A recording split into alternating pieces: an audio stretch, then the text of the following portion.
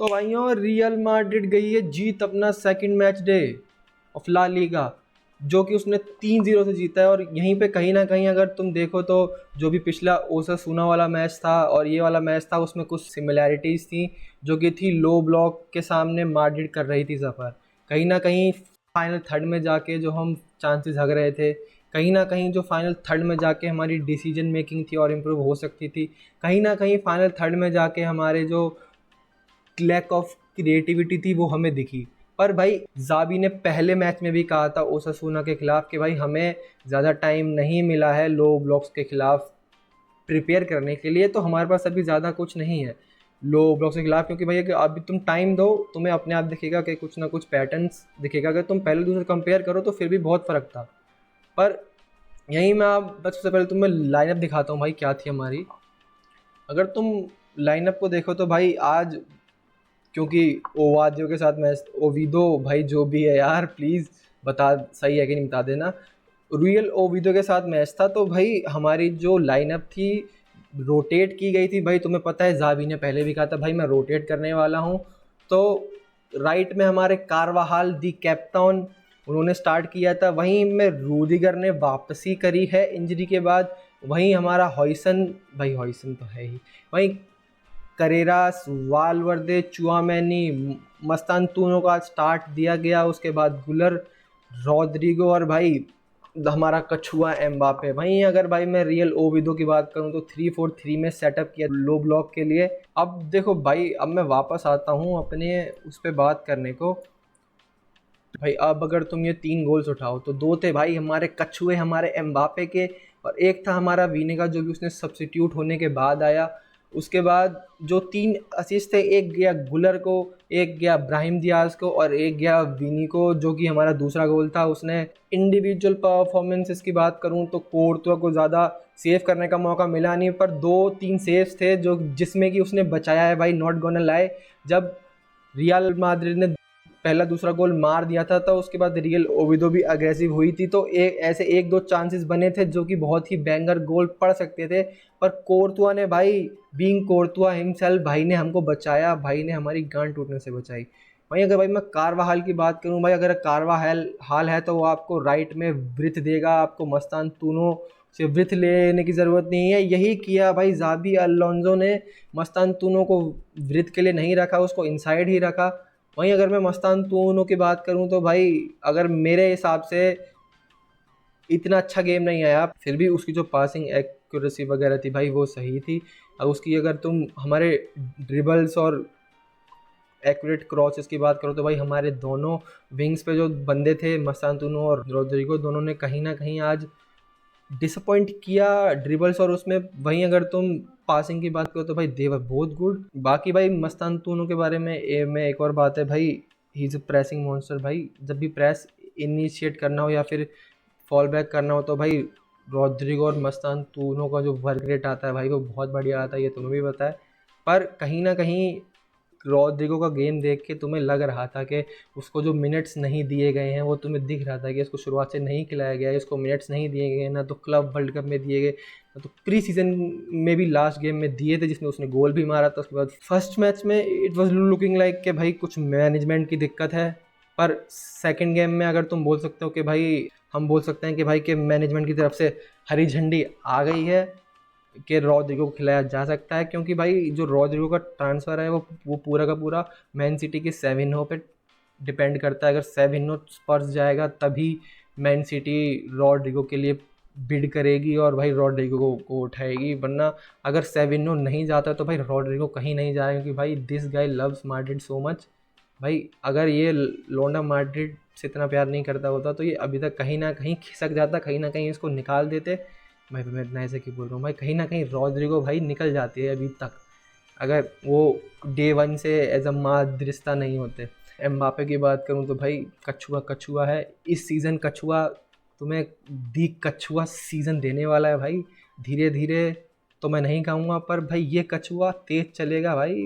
गोल पे गोल पेल रहा है, 2 ला लीगा के मैच में 3 गोल पेल चुका है। और भाई तीनों जो तुम देखो तो इतने इजी गोल्स नहीं थे, दोनों तीनों की फिनिशिंग और सेक्सी। मैं अगर भाई मैं गुलर की बात करूं, गुलर इज़ बीइंग गुलर भाई। लौंडा क्या है भाई वो, अभी तो शुरुआत है भाई। गुलर तुम्हें देखना भाई, सीजन एंड होते होते तुम्हें क्या प्लेयर देखने को मिलेगा गुलर।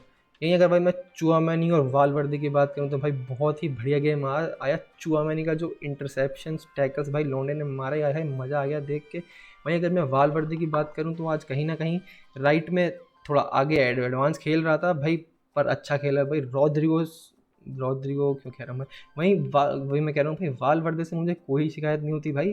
वालवर्दे खून भी कर देगा तो मुझे कोई दिक्कत नहीं है, पर आज भाई मैं ये नहीं कह रहा बुरा खेला भाई, अच्छा तो खेला यार। ये तो मैं तुम्हें जनरलाइजेशन बता रहा हूँ कि भाई रॉड्रिगो खून भी कर दे मुझे कोई दिक्कत नहीं है। सेंटर बैक पेयरिंग की बात करूँ तो रुदिगर भाई एज अ लास्ट मैन खेल रहे थे, और हॉइजन भाई तुम्हें पता ही है बॉल प्रोग्रेशन में वो लौंडा क्या बढ़िया है, तो वो बॉल प्रोग्रेस करने की कोशिश कर रहा था शुरुआत से। अगर तुम इसके पासिस देखो तो भाई क्या ही पासिस थे, अराउंड 100 या फिर 180 के आसपास टोटल पासिस थे हॉइसन के।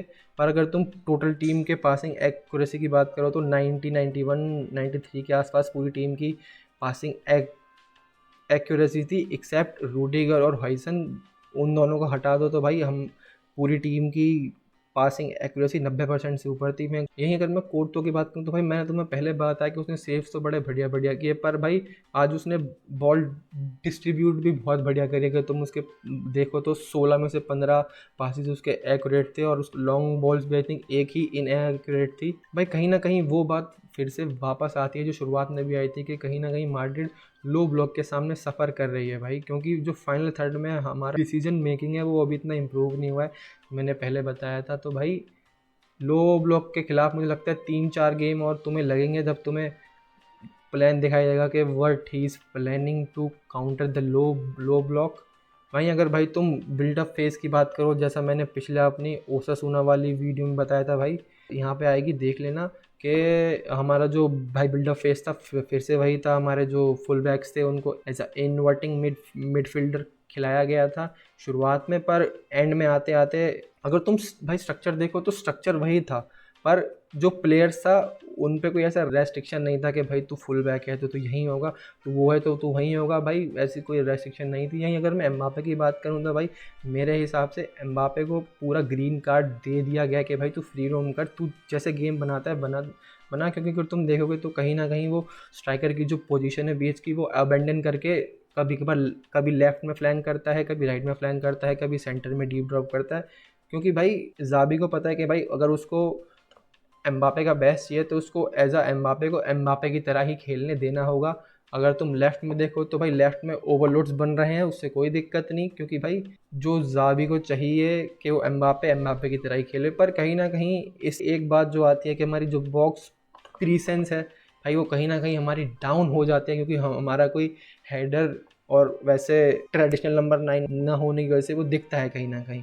इसलिए कहीं ना कहीं कभी ना कभी जो भाई हर टीम करती है कि भाई अपने एक सेंटर बैक को आगे भेज दिया है हेडर लेने के लिए, तो भाई वो हमें आज वो भी दिखा। रूदिगर और हॉइसन बारी बारी आगे आए थे कहीं ना कहीं हेडर्स के लिए, कि कोई हेडर्स का चांस बन जाए, कोई बॉक्स में अंदर विप हो जाए बॉल। वहीं अगर भाई मैं सब्स्टिट्यूट्स में बात करूं तो जैसे ही हमारे वीनी भाई आए, वीनी भाई के आते ही तुम कहोगे कि ऐसा गेम चेंज हो गया। सबसे पहले तो भाई विनी भाई ने एक गोल छोड़ा, उसके बाद जो विनी ने कंपनसेट किया है भाई, और क्या ही कंपनसेट किया, एक तो असिस्ट निकाली एम्बापे के लिए, उसके बाद एक गोल भी मार दिया भाई, जो कि दूसरे ही सब्स्टिट्यूट ब्राहिम दियाज ने ही असिस्ट किया था उसके लिए। वहीं अगर भाई मैं गोंजालो गार्सिया की बात करूँ तो भाई ज़्यादा मैच टाइम मिला नहीं, पर ही वॉज गुड। वहीं आखिर में ट्रेंट को भी लाया गया आखिर के कुछ टाइम के लिए, क्योंकि भाई कारवाहल का आखिर में आते आते भाई दिख रहा था कि लेग से रन आउट हो रहा है। पर भाई कारवाहल को लेके ना एक जो चीज़ डर लगा रहता है, अगर अगर कारवाहल थोड़ा सा भी फिजिकल होता है भाई, थोड़ा सा भी गिरता पड़ता है तो भाई ऐसा हार्ट अटैक आता है कि भैया प्लीज़ वो दोबारा नहीं, जो हमें पिछले सीज़न हॉरर देखने को मिला था प्लीज़ वो दोबारा ना हो जाए भाई। एज अ जो डर लगता है भाई वही लगता है मेरे को।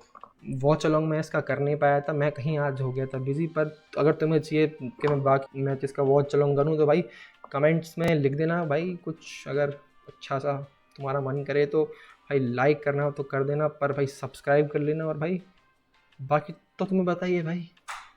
बाय।